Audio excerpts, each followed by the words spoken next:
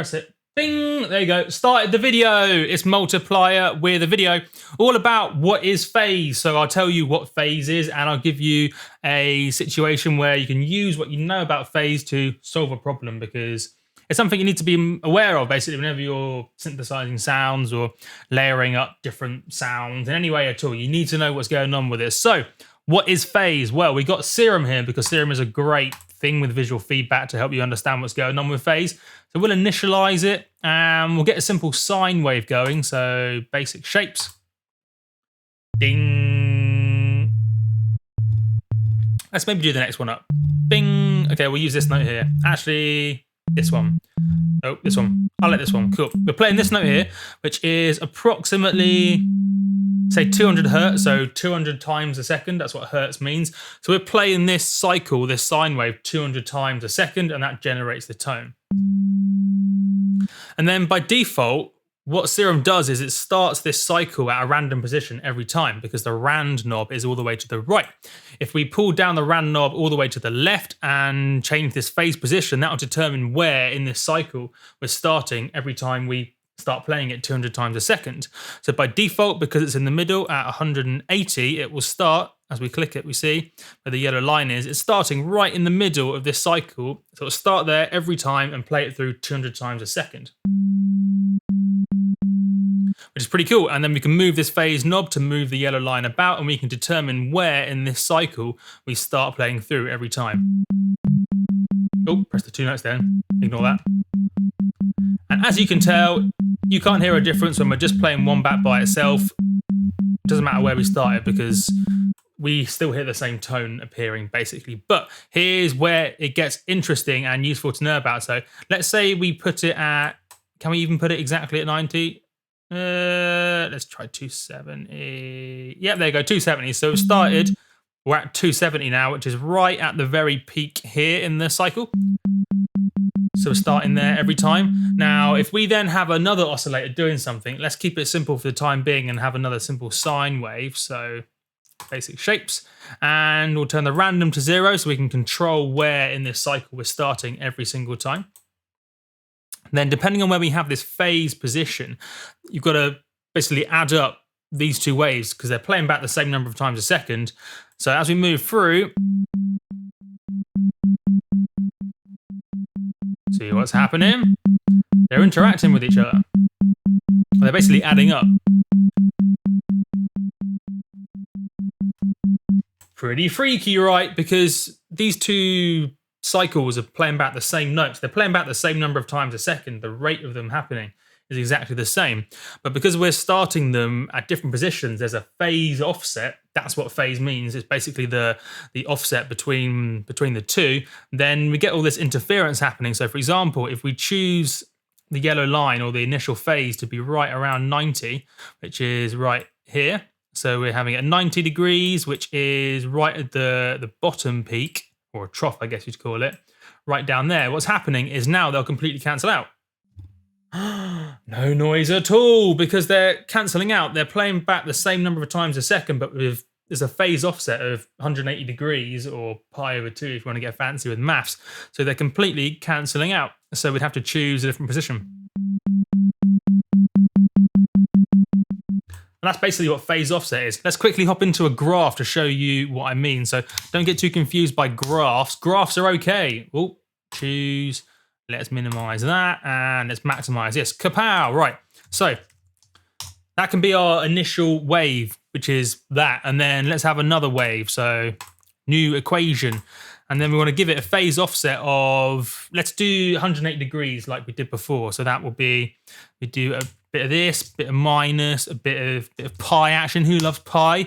And then this is basically what we did in the previous video. So we took this first wave, which is this highlighted one now, this darker one. And then we played another version of it, exactly the same sound, but we started it at a different position. So in this first one, we started right at the top over here, which is the oscillator A in Serum. And then we chose for the oscillator B, the starting position right at the bottom, which is this lighter grey one. So when you then play them back at the same time, what we're doing is we're summing them up. We're literally just adding those two waves together. So if you look at this this combination of waves at all moments in time, if you add up both those waves together, you're going to get 0. They're completely going to cancel out. We can confirm that if we do a bit of math. So we do that, and then we're going to plus it to the first one. Remember, sine x was just the first one, and then sine x minus pi. There you go.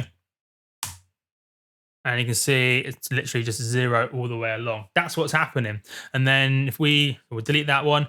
If we chose a different offset, let's say we choose, instead of pi, we choose pi divided by 2, which is 90 degrees. So we're now the phase offset, or the phase difference, is 90 degrees. So you can see now this second wave is slightly offset to the first one. If we then add them up, we'll get a different interference, or a different resulting wave.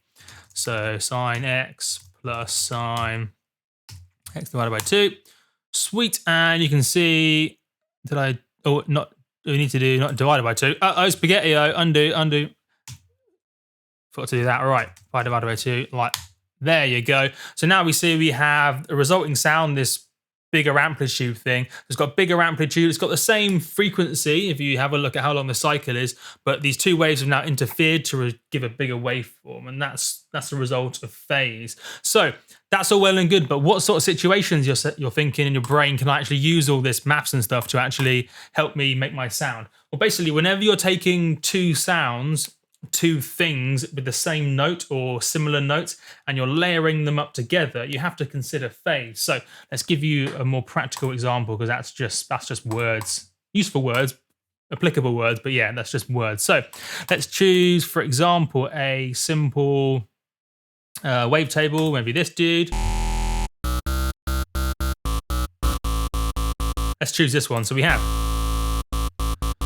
a nice simple bass sound. We're not going to do any complicated modulations. The key thing to understand is when we have a complicated wave form like this, there'll be a fundamental note.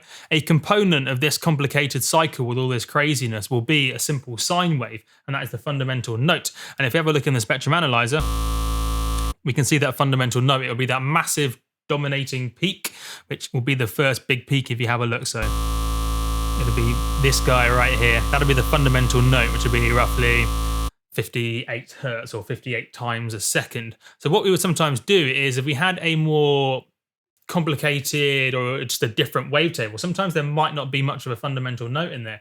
So we might want to add it in. So we could maybe either use the sub oscillator to add it in. But hold on a minute, we've now added the sub oscillator in, and every time we trigger the note, which is basically adding in a fundamental, the fundamental amplitude is different every time if you have a look.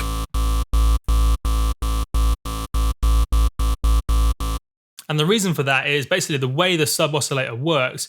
I can do it just the same with oscillator B, is it's simply adding in a simple sine wave, but it's starting the phase at a particular point every time.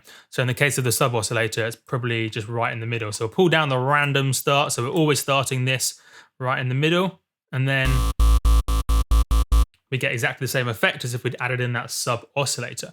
Because remember, by default, the way that serum works is this oscillator A, if we have a look at the rand, it's starting at a random position every time. So the fundamental component of that RC-MES3 wavetable is basically going to interact. There's going to be a different phase offset every time with this oscillator B. So what we would have to do in this situation is pull back on the random to control where in this cycle we're going to start every time, and then dial in the phase to taste.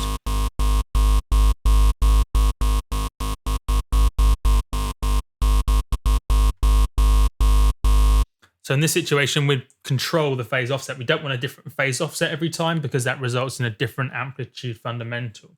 So we just have to consider whenever we're layering up, because that's all that's happening here. Yes, we're just using one serum patch, but we're essentially taking a sound and we're layering up another synth sound or another waveform with the same note next to it. We need to consider what's happening with the phase, and if something weird is happening like we had initially.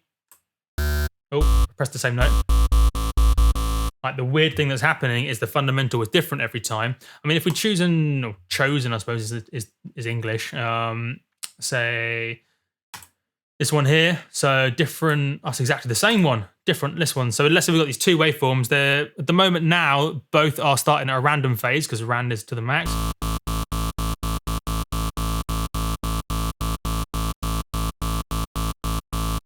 So these sound slightly different every time, the fundamental note. So that'd be, again, a situation where we might want to control the actual start of the phase, the initial phase. I mean, yeah, the weird thing with phase right is people use it in different ways, so it can be a bit confusing. In this context, initial phase is basically just a way of saying what part of the waveform are we starting at. People also use phase incorrectly, and I can show you that because Steve Duda made a little mini joke about it. So if we have a look at this waveform here, we go to single and flip the waveform over. So flip vertical. Oh, click the wrong button. Flip vertical. Flip it. You put in brackets phase invert. You're not actually inverting the phase, you're just flipping it, but people call it phase invert. So phase is a complicated word, but what phase means is that offset between two waveforms, basically. And hopefully that made a bit of sense. And yeah, it's just something you really have to consider. That's one reason why I personally am not a huge fan of layering things up with loads of different synths, because then it can be quite hard to control the phase, because in some synths you're not quite sure what's going on with the phase. At least if you just make one big great complicated patch in Serum or Massive or FM8 or whatever else it is, you can control the phase because you can see all in this one plugin exactly what's happening, and you can control the phase offset in FM8 or Massive or Serum or whatever between your different layers in a nice controlled way. If you have like one lead sound and you have like 4 or 5 different plugins or synths contributing to that sound, some of them you may not know what's happening with basically with how the sound's been generated, so you may get different phase offsets every time, creating some weird thing, and your sound's going to sound weird. So yeah, it's something you just got to consider if you want to make good sounds, basically. Hopefully that made some sense. If it didn't, well, I don't know, I think it did make sense, so have some of that. I've been Multiplier. Hope you enjoyed.